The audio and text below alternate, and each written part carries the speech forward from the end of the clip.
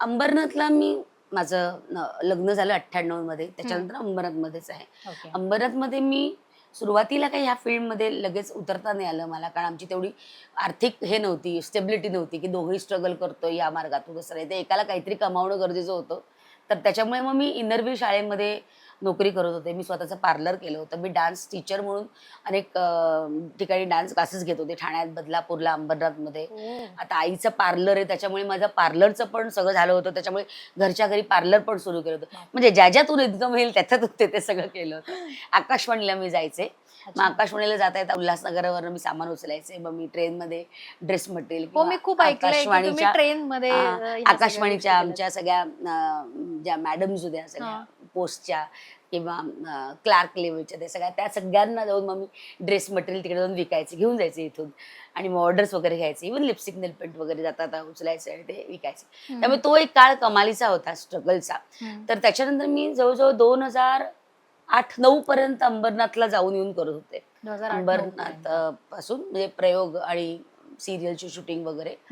मग 2011 पर्यंत नाही, 2011 फुबाई फू पर्यंत पण मी करत होते. त्यानंतर मग मी अंधेरीमध्ये एका ठिकाणी शिफ्ट झाले, शूटिंगला जवळ पडावं म्हणून SRA. आणि मग त्याच्यानंतर मालाड, म्हणजे जेव्हा मी आंबटगोड आणि शेजारी शेजारी पक्की शेजारी करत होते तेव्हा मी मालाडला, एकता नगरमध्ये, आणि मग आता इथे. हे कसं जरा मध्यावर पडतं. माझ्या लेकाला पण अंबरनाथवरून यायचं असेल तर ठाण्यात असं जवळ पडतं. सासूबाईंना, नवऱ्याला पटकन काही हाक मारता आली तर पटकन जाता येतं. बरोबर. मालाड म्हणजे मालाड ते अंबरनाथ 2-2.5 तासांचा प्रवास. नक्कीच. सो म्हटलं जसं की घर जरी ते म्हणजे माझ्या मध्ये कितवं घर? अंबरनाथ, त्याच्यानंतर अंधेरी, मालाड आणि महेली. आणि मुलुंड. वा, चौथं पण फायनली घर. पण प्रत्येक घर ना आपल्याला काही ना काही देत असतं विशाखाताई. सो आपली स्ट्रगल जिथे असते ना, त्याने सगळे आपले जे रेंटचे घर असतात त्यांनी बघितलेलं असतं. आणि जेव्हा आपण फायनल स्ट्रगल म्हणून थोडं बाहेर येतो तेव्हा आपण आपल्या स्वतःच्या घरात असतो. पण प्रत्येक घर काहीतरी शिकवतं. अशा कुठल्या घराने तुम्हाला असं भरभरून दिलंय? म्हणजे अर्थात मुलुंडचं घर तर आहेच, कारण इथून आता पुढचा सगळा काळ आहे.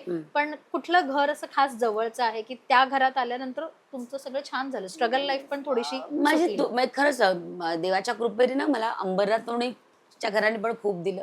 आणि रेंटवरची जी घरं असतात, म्हणजे फॉर दॅट मॅटर, म्हणजे SRAचं घर होतं ते अंधेरीला, सॉलिटर हॉटेल वगैरे त्या साईडला, म्हणजे बसरा आणि सहाराच्या रोडवर. तर त्या घराने मला ना ड्रायव्हिंगला शिकवलं. ओके. कारण मेन आहे. मेन, कारण मी तेव्हा ड्रायव्हर ठेवला होता. तो एके दिवशी तो ड्रायव्हर आलाच नाही ग पठ्या. तर आणि त्यावेळेस मी हार्डली 2-3 दिवस ड्रायव्हिंग स्कूलला लागले होते बघा, शिकायला लागले. तर मग मी म्हटलं की आता काय बाई करावं, हा आलाच नाही तर. मग आमच्या समोर एक चव्हाण म्हणून राहायचे, तो ओमकार चव्हाण म्हणून, अगदी छान कुटुंब होतं. तो होतं ते सगळं, आई बाबा आणि तो मुलगा. तर त्यांनी मला सांगितलं, तू काही काळजी करू नको, मी आहे, मी येतो तुझ्या शूटिंगला, चल काढ गाडी. तर त्यांनी मला आठवडाभर म्हणजे अतिशय उत्तम कुटुंब आणि काय म्हणू शेजार मिळाला मला. आणि म्हणजे माझ्या घरचं काहीतरी पाणी आलेलं असताना मी घरी नसायचे, 1 तासभर पाणी यायचं SRA बिल्डिंगमध्ये. मग त्या काकी स्वतः यायच्या, सगळी पाणी बिंडी भरून बिरून ठेवायच्या, काहीतरी लादी बिदी पण पुसलेली असायची. म्हटलं अहो नका एवढं तुम्ही करत जाऊ, पण त्या इतकं मायाने सगळं करायचं ना माझं. तर त्या मुलांनी आठवडाभर माझ्याबरोबर शूटिंगला, माझा 6:30चा कॉल टाईम असो, 7:30चा असो, 8चा असो, तो माझ्यावर यायचा. मग परत तो घरी यायचा, पुन्हा रात्री पॅकअपच्या वेळेस यायचा शूटिंगला, आणि मग आम्ही एकत्र यायचो. त्यामुळे त्या घराने मला ना एक छान शेजार दिला, एक छान कुटुंब दिलं, ज्यांनी मला अगदी जपलं फुलासारखं. की आजारी झालं किंवा काय हवं नको, काय जास्तीचं आपण स्वयंपाक नाही केला गेला, आणि काहीतरी छान काही कार्यक्रम आहे त्यांच्याकडे तर मुद्दामून मला पाठवणं की हे घे खा वगैरे, असं छान त्या घराने मला एक ते छान कुटुंब दिलं. आणि ऑफकोर्स त्या घरात मला कॉमेडी सर्कस तिकडे त्या घरात केलं मी. त्यामुळे माझी काय म्हणूया आर्थिक परिस्थिती पण त्या घरात छान सुधारली होती. त्याच्यानंतर मग मी मालाडला आले, मालाडच्या घरी एकता नगरमध्ये. त्याही घरांनी मला खूप दिलं, म्हणजे उत्तम शेजार तर दिलाच, पण माझा वेळ खूप मला दिला. जो ट्रॅव्हलिंग मध्ये जायचा तो मला खूप माझा वेळ मिळाला, मी टाइम मिळाला माझा. त्याच्यामुळे मला त्या मी टाइम मध्ये ना एकटेपणा जरी असला ना तरी तो एकटेपणा कसा सेलिब्रेट करायचा ह्याची सवय मला मालाडच्या घरांनी लावली. एकटेपणा आपण म्हणतो ना शूटिंग कामात असतो, पण तो जो मी टाइम असतो ना, हाऊ टू सेलिब्रेट दॅट. नाहीतर मग कंटाळा येतो. सुरुवातीला असं व्हायचं माझं की काय करायचं आता, मी एकटी आहे तर काय करून खावं, आपण बसूया का जरा, काय करून खावं बस.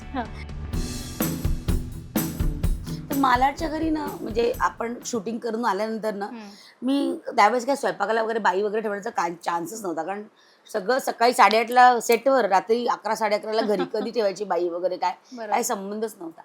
तर मला आठवतं त्या मालाडला त्या मागच्या कुठली तरी शाळा आहे बघ, बीवरनं काहीतरी नाव, तिथे एक हातगाडीवर बाई असायची. ते स्वयंपाक म्हणजे पोळी भाजी वगैरे घेऊन बसतात, घरगुती स्वयंपाक वगैरे.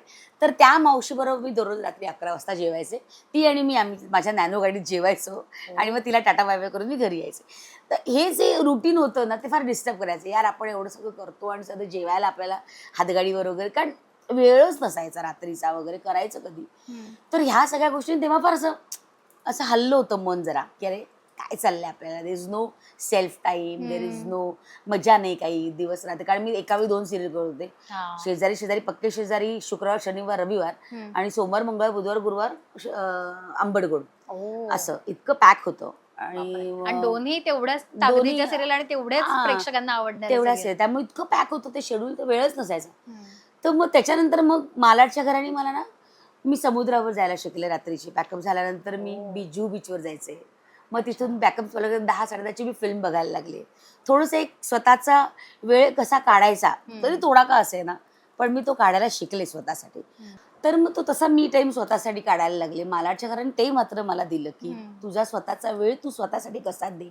कारण इतकी वर्ष ना फक्त काम, एके काम, ना मित्रमैत्रिणीचा ग्रुप आहे, ना कधी पिकनिकला गेलोय, ना काय, असं मला आठवतच नाही. पण म्हणजे त्यावेळेस मालाडच्या घरात त्यावेळेस माझं हे चाललं होतं, कॉमेडीची बुलेट ट्रेन. त्यावेळेस मग प्रसाद, नमा, पॅडी, अंशू ही अशी सगळी एक भट्टी जमली, प्राजक्ता आरंगकर, असं गप्पा मारणं, स्वयंपाक करून घेऊन जाणं. मग त्यावेळेस ते जरा जमायला लागलं. त्यामुळे मग नंतर मित्रांमध्ये खेळणं, गप्पा मारणं वगैरे ते. पण तो आंबडगोड शेजारी शेजारी was hectic schedule of my life.